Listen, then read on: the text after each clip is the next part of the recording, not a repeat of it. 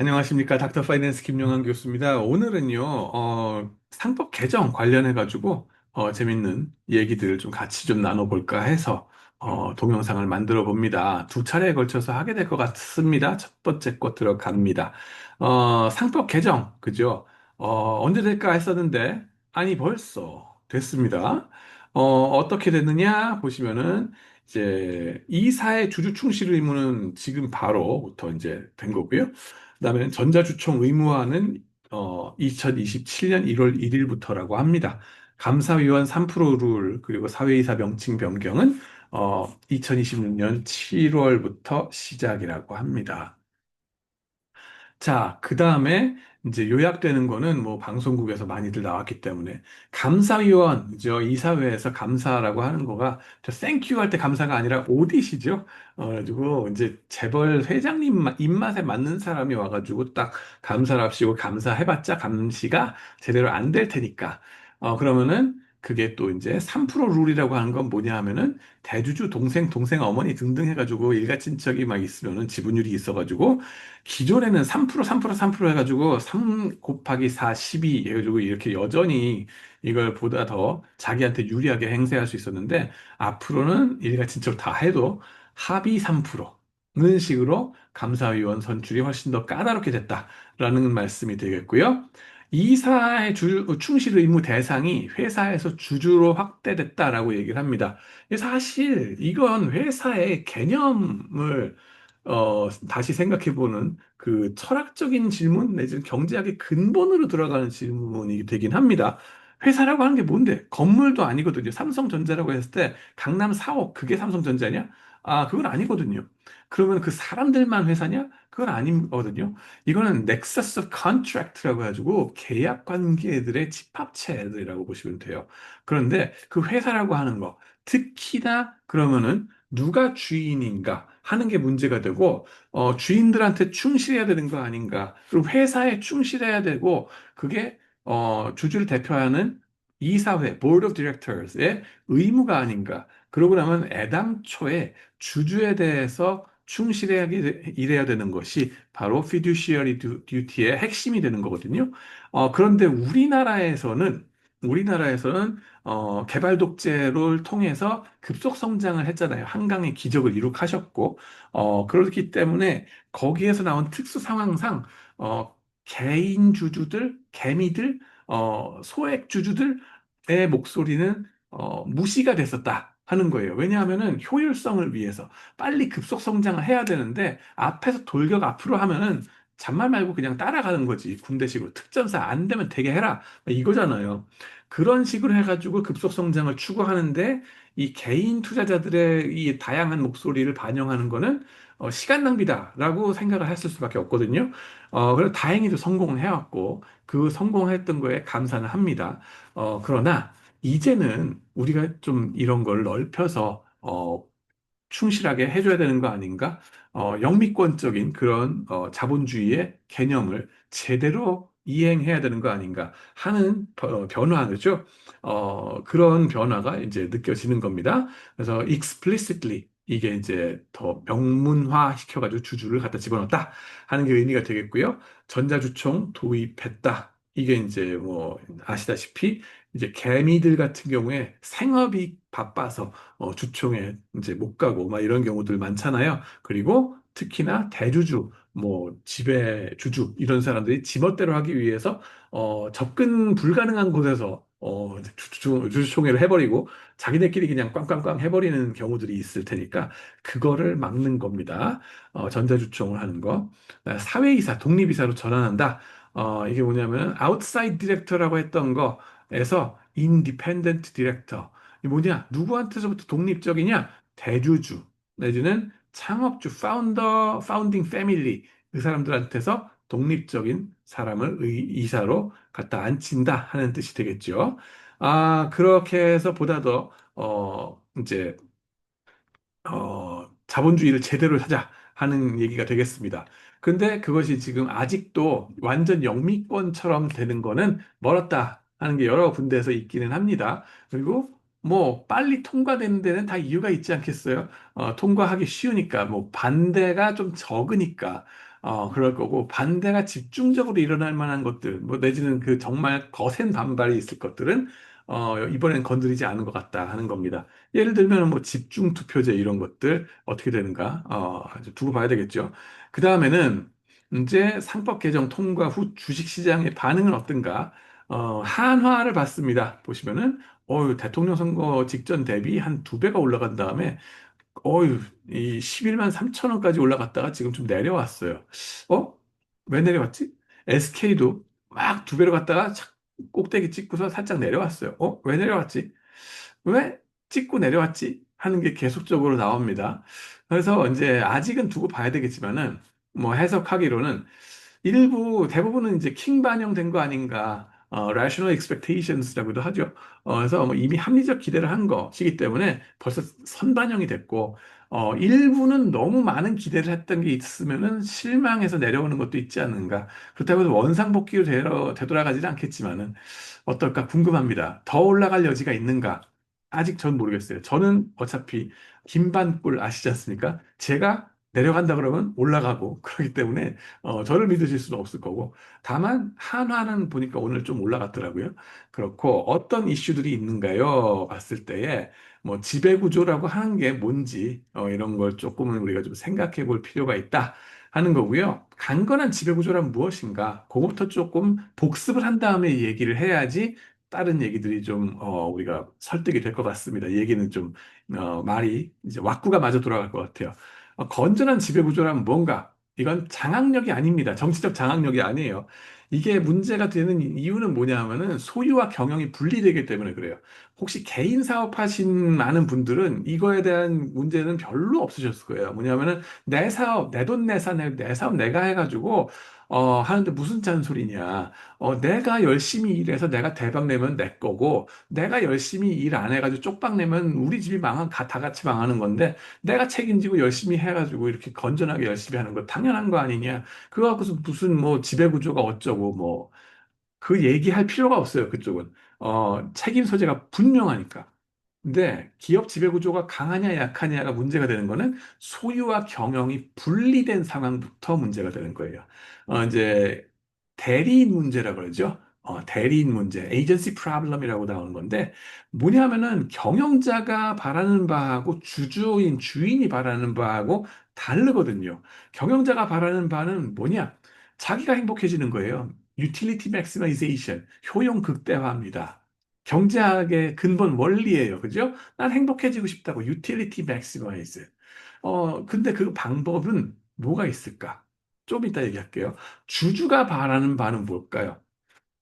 불려달라고 주주 가치 극대화죠. share price maximization. 그죠? 경제학의 근본입니다. 이성적인 사람들 다 원하는 거예요. 그죠? 자, 그러면 경영자가 바라는 바가 뭘까? 본인이 행복하고 싶은 거예요. 학생들한테 물어보면 이제 순진한 학생들은 이렇게 얘기합니다. 아, 회사를 위해서 열심히 일해가지고, 그 훌륭한 CEO가 돼서, 나도 명예롭게 일하고, 또 회사도 또 대박을 내서 또 주주들도 행복하고 그렇게 되는 게 내가 바라는 바 아니겠냐? 라고 얘기합니다. 그 순진한 마음 영원하시길 빕니다. 그게 이제 첫 번째로 바라는 바긴 해요. 왜냐하면은 자기가 행복해지는 게 방법이 그 자기 커리어 빌드업을 잘해가지고 유명해지고 혹은 뭐 돈을 많이 벌어서 행복해지는 방법, 정당한 방법으로 넘버 원 제일 좋죠. first best라고 얘기합니다. 근데 근데 세상에는 행복해지는 방법이 그거 말고도 많이 있죠. 살다 보면은. 그리고 CEO의 타이틀을 차지한 다음에도 방법이 몇 가지 있다는 걸 발견하게 돼요. 즉 잔머리를 굴리게 된다는 거예요. 뭐냐면은 CEO의 그 뭐요 대표실 그죠? 회장실에 들어가서 그죠? 그 저 대표실에 들어가서 주주를 위해서 한순간도 빼지 않고 열심히 일만 할까? 아니면은 다른 뻘짓을 할까? 뻘짓을 해도 행복할 수 있습니다. 사람이란 거는 인간인 이상 감시 감독이 안 되잖아요. imperfect 뭐라 그러죠? 우리 모니터링이 잘 안 돼요. 모니터링. 일단 문 걸어 잠그고 들어가면은 저 방 안에서 무슨 일이 벌어질까? 여러분들도 항상 그 문 딱 걸린 그 닫힌 그 뒤에 뭐가 있을지 늘 궁금하시잖아요. 여러분들 제 교수실 지나가면서도 여러분들 그런 궁금증 갖고 계실걸요, 아마? 아, 김 교수가 저 교수실에서 열심히 일하는 거 맞을까? 그래서 지금 그 유튜브 찍고 있습니다. 여러분들을 위해서 열심히 일을 한다고요. 근데, 어, 누가 알겠어요? 그러니까 이런 식의 생각들을 할 수밖에 없고요. 그걸 무조건 성선설, 성악설로 해가지고 칠 수 있는 게 아니에요. 그것도 3,000년 전에 예나 있었던 공자님의 말씀을 아직까지 그걸 들고서 했을 수는 없죠. 그죠? 뭐냐면 사람이란 건 no man is an angel 이거든요. no man. 누구도 천사가 아니에요.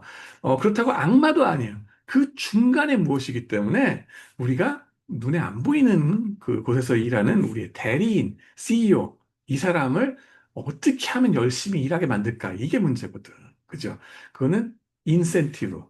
열심히 일해서 대박이 났으면은 대박 난 만큼 돈 주고, 대박 못 냈으면은 못 낸 만큼 쫄쫄이 굶게 만들고, 이 차이를 확 벌려놓는 거예요. 문제는 뭐냐 하면은 열심히 일한다고 해서만 대박 나는 게 아니라 열심히 일 안 해도 농땡이 부렸는데도 대박 날 수는 있어요. 그리고 열심히 일했는데도 쪽박이 날 수는 있어요. 그러니까 억울할 수도 있죠. 하지만 First Order Stochastic Dominance라는 개념이 있어요. 열심히 일하면 세상이라고 하는 거는 웬만해서는 대박 날 확률이 더 높긴 높아. 열심히 일 안 하면 쪽박 날 확률이 높긴 높아. 그러니까는 이제 결과 중심주의를 해가지고 낸 만큼, 대박 낸 만큼 가져가게 해줄게 하는 겁니다. 그래가지고는 주주로서, 이해관계자로서 My precious money, 우리의 주주의 근본적인 우리 마음속에 우리 자신은 이렇거든요. 이런 모습, 이게 악한 게 아니란 거예요. 자기 자신한테 충실하시라고, 주주 입장에선. 그러면은 내 돈 내놔라고 CEO가 농땡이 폈을 때 닥달을 할 수 있는 정도. 정신 못 차리고 헬렐레한 CEO를 쫓아낼 수 있는가? 강건한 기업 지배구조라고 하는 건 그런 거란 거죠. 주주의 목소리가 제대로 반영되는 그런 시스템. 그런 인센티브 메커니즘이 있는가 하는 게 바로 강력한 지배구조가 있다라고 하는 거거든요. 이런 개념, How to get my money back as shareholders. 이건 제 얘기가 아니라 하버드 대학교의 안드레이 슐라이퍼 교수님의 말씀입니다. 그렇기 때문에 기업 지배 구조라는 거에 대해서 우리가 올바르게 인식을 먼저 한 다음에 넘어가야 된다 하는 거고요. 그럼 어떻게 이런 대리인 문제를 해소해야 할 수 있을까? 보시면은 인센티브 제공해서 CEO도 주주의 입장이 되도록 한다. 한 배를 타도록 한다 하는 거예요. 우리랑 같이 배를 타자. 그래가지고 네가 게을르게 불어서 우리 배가 깔아앉아 버리면 너도 같이 깔아앉는 거고 네가 열심히 일해서 대박 내면은 너도 좋고 나도 좋고 누이 좋고 매부 좋고 하는 시스템으로 가는 거예요. 이렇게 해서 인센티브 제공한다. 그렇게 되는 거고요. 여기에서 한 가지 전제 조건 들어가는 건 있죠. 뭐냐면은 주가 내지는 인센티브를 주는데 주가라고 하는 거, 주식을 주는 거, 옵션을 주는 것도 많이 하거든요. 아니면 캐시로 보너스를 주기도 합니다. 근데 보너스 얘기는 좀 이따 할게요. 이거 주식을 주는 거는 뭐냐면은 시장이 효율적이라는 전제 하에서 주는 겁니다. 그래서 그 가정 하에, 가정 하에 들어가는 건데 효율적이라고 하는 건 CEO가 스마트하게 열심히 의사결정을 내렸다. 그 발표하면 그것이 바로 주가에 반영이 바로바로 된다는 거예요. 그래서 뭔가를 열심히 하는 것이 계속적으로 발표가 되면은 이게 주가가 팍팍팍 올라가면서 주주들도 행복하고 CEO도 행복한 누이 좋고 매부 좋은 상황으로 만들어 간다 하는 거죠. 삼성전자 같은 경우는 주가가 어때요? 우리나라에서 가장 효율적으로 주가가 형성되는 주식이 바로 삼성전자입니다. 왜? 초대형 주식, 가장 큰 주식이거든요.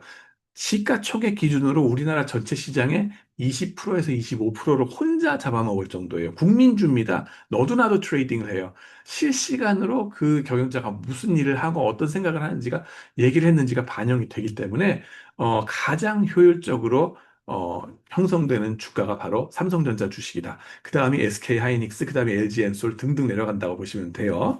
그 다음에는 그렇기 때문에 삼성전자야말로 SK하이닉스야말로 LG엔솔이야말로 주식을 CEO한테 줘가지고 인센티브 역할을 하도록 할 수 있다. 라는 희망이 있어요. 자, 그 다음엔 캐시 보너스가 또 있습니다. 캐시 보너스. 이거는 연봉 구조. 그걸 좀 보면은 캐시 보너스는 과거지향적이다. 뭐냐면은 네가 뭔가를 했니? 과거 3년 동안 세일즈를 얼만큼 늘렸니? 그러면 이걸 줄게 하고 현금을 주는 거예요. 그거 이제 개념을 좀 이따 말씀을 드리겠습니다. 재벌 그룹의 입장 이번에 상법 개정에 대해서 이러한 비판도 하기는 합니다. 몇 가지 하면서 이제 자연스럽게 얘기가 넘어갈 텐데 외국계 투기 자본들이 개인 소액주주라는 미명하에 끼어들어와서 국가 기간 산업을 탈취해가면 어떡하냐? 특히 중국계 자본이 삼성전자를 화웨이 것으로 한다면 나라 전체의 국익에 백해무익하지 않겠느냐? 트럼프까지 달려들어서 뭐라 그러면 어떡해? 그죠? 그 말씀은 이제 일리가 있고요. 당연히 이건 주의해야 됩니다. 근데 기간 산업에 대해서는 우리가 법적인 규정 같은 게 다 있기 때문에 보호 장치는 좀 웬만큼 해놨죠. 그 다음에는 이게 그 다른 회사들이 외국 회사들이 뭐 이런 커다란 우리나라 기간 산업이 되는 회사를 잡아먹는다. 이게 우리나라가 별 볼 일 없는 개발도상국 정말 후진국이었을 때는 정말 쉽게 되는 일이었어요. 사이즈가 작으니까 뭐 어떤 맥이든지 와가지고 확 덥석 잡아먹으면 끝났지. 근데 이제는 이런 우리나라도 엄청나게 큰 나라가 돼버렸고 삼성전자라는 회사도 엄청나게 커져가지고 잡아먹질 못할걸요. 잡아먹다가 자기네가 배 터져 죽는 그런 상황까지 나올 수도 있습니다. 두 번째로는 뭐냐면은 얘네가 원래 정신 차리고서 주주가치 극대화를 하면은요, 애당초에 덤빌 생각도 못 합니다. 근데 이제 그거에 대해서 동의를 못 하시는 분들이 있죠. 근데 그 나중에 말씀드릴게요. 그 다음에는 이걸 또 상법 개정이라든가 앞으로 어떻게 이제 영미권식으로 지배구조를 가져갈까에 대한 우려하는 목소리, 늘 비판하는 목소리 이런 또 말씀도 있습니다. 수백만 주주들이 의견 수렴하고 조율하는 과정이 고통스럽다. 그 비효율성은 어쩌란 말이냐. 삼성전자 주주들만 해도 뭐 저도 그렇고 뭐 수백만 주주가 다 있잖아요. 그 사람들이 다 이 사람 이 소리 저 사람 저 소리 하는 거 다 언제 다 들을 건데. 급변하는 기술 환경에서 과감하고 공격적인 의사결정을 내려야 될 텐데 그게 느려지면 안 된다. 그 말씀도 일리는 있어요. 근데 제가 하고 싶은 얘기는 뭐냐면은 김기남 CEO를 볼게요. 그 사람 CEO를 앉힌 삼성전자는 왜 과감하게 HBM 개발에 투자하지 못하고 그 팀을 해산하고 결국 SK하이닉스한테 과감하게 뺏기셨나요? 그 사람한테 주어진 인센티브 구조가 얼마나 과거지향적이었는가를 좀 보면 압니다. 회사 입장에서 가장 소중한 현금, 이 100억 원을 넘게 퇴직금으로 이 사람한테 줬거든요. 그건 괜찮은 건가요? 그리고 왜 그 CEO한테 미래지향적으로 주식을 주지 않았을까? 옵션을 주지 않았을까? 이거는 결국은 이 이재용 회장이 얼만큼 몇 퍼센트 지분율을 갖고 있길래 겁났나? 이건 영리를 건드리는 게 됩니다. 세 번째로는 D램 업계는 치킨 게임을 무자비하게 해야 되는 공격적인 업종입니다. 이건희 회장님 생각하시면 알잖아요. 마누라하고 자식 빼고 다 바꿔라. 이러면서 공격적으로 개혁을 하셨던 거 기억하실 겁니다. 그리고 권오현 회장님 얼굴 보시면 딱 나오죠. 납작하십니다. 권오형 초격차. 어, 그 미친 듯한 투자, 그 공격적인 치킨 게임, 그걸 하시는 공격적인 분들 딱 갖다가 그 자리에 올려놨어야 되는데, 제 비디오 보시면 아시잖아요. 수비적인 분을 갖다 그 자리에 앉히셨어요. 그리고 인센티브도 보수적으로 주고. 그럼 뺏길 수밖에 없죠. 그 상황을 왜 초래했냐고.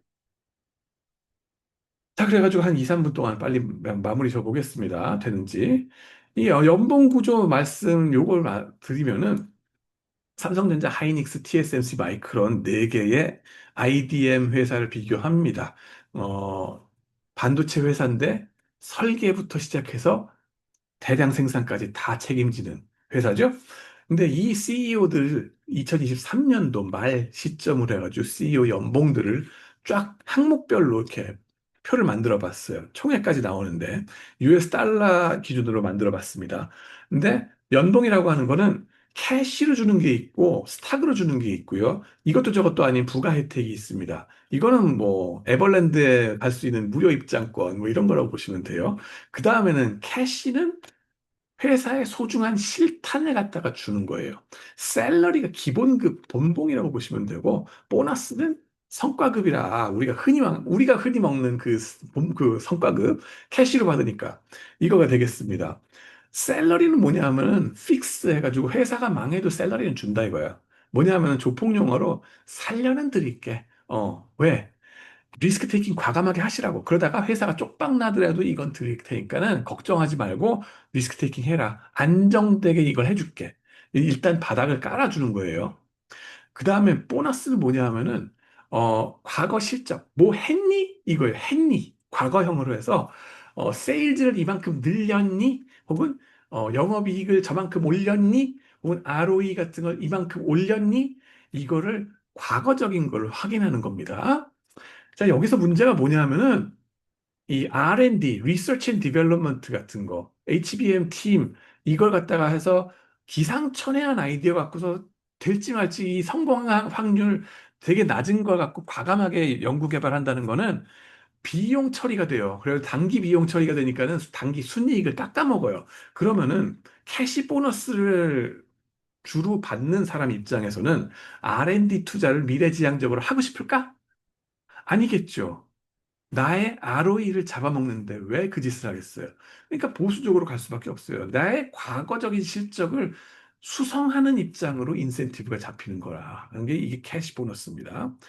스탁 옵션, 스탁 오너십은 뭐냐 하면은, 뭐뭐 할 거니? 라는 거예요.